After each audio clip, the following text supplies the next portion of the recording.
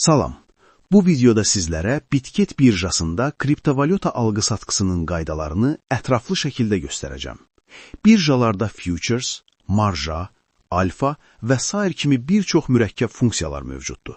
Lakin kifayət qədər məlumatınız olmadan bu bölmələrdə əməliyyat etmək ciddi pul itkilərinə səbəb ola bilər.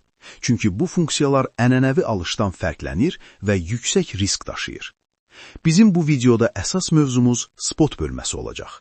Ümumiyyətlə, istənilən birjada təhlükəsiz və sadə şəkildə aktiv almaq istəyirsinizsə, spot bölməsindən istifadə etməlisiniz. Videonun açıqlama bölməsində Bitget və digər güvənli birjaların qeydiyyat linklərini yerləşdirmişəm. Həmin linklərlə qeydiyyatdan keçərək əməliyyatlarınıza başlaya bilərsiniz. Unutmayın ki, bu video tamamilə informativ xarakterlidir və heç bir yatırım tövsiyəsi deyil. Əgər manatla birbaşa kripto almağı bilmirsinizsə, kanaldakı bundan əvvəlki videonu izləyə bilərsiniz.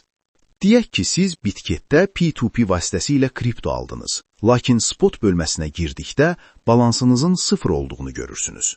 Narahat olmayın, bu normaldır. Çünki birjada spot, futures və margin kimi hər bir bölmənin cüzdanı, wallet fərqlidir. Aldığınız vəsait ilkin olaraq funding və ya Bitgetdə olduğu kimi OTC account bölməsinə düşür. Vəsaiti istifadə etmək üçün transfer düyməsinə və ya plus işarəsinə daxil oluruq.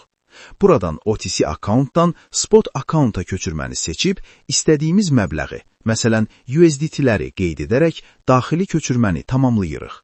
Bu əməliyyat tamamilə komissiyasızdır. Köçürmə bitdikdən sonra qarşınızda iki əsas bölüm görəcəksiniz. Buy, alış, hər hansı bir kriptonu almaq üçün, sell, satış, əlinizdəki aktivləri satmaq üçün. Əgər yeni başlayırsınızsa və kriptonu gözləmədən, hazırki canlı qiymətdən dərhal almaq istəyirsinizsə, əmr növünü limitdən bazar rejiminə dəyişməlisiniz. Bu zaman sadəcə alacağınız məbləği daxil edib, buy düyməsini sıxmağınız kifayətdir. Satış prosesi də eynidir. Market seçirsiniz, miqdarı yazırsınız və sell deyərək anında nağdı pula çevirirsiniz. Bəs limit əmri nədir?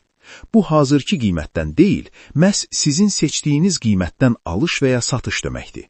Məsələn, Bitcoin hazırda $71.000 ola bilər, amma siz onun $65.000 düşəcəyini gözləyirsünüzsə, qiymət xanasına 65.000 yazıb alış əmri qoyursunuz. Qiymət həmin səviyyəyə çatanda, sistem sizin yerinizə avtomatik alacaq. Eyni qayda satış üçün də keçərlidir.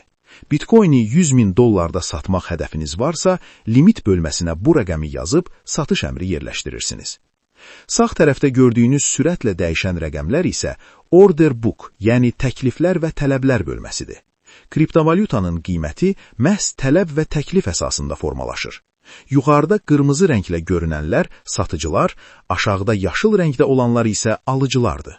Ortadakı əsas rəqəm isə hər iki tərəfin razılaşdığı hazırki real bazar qiymətidir.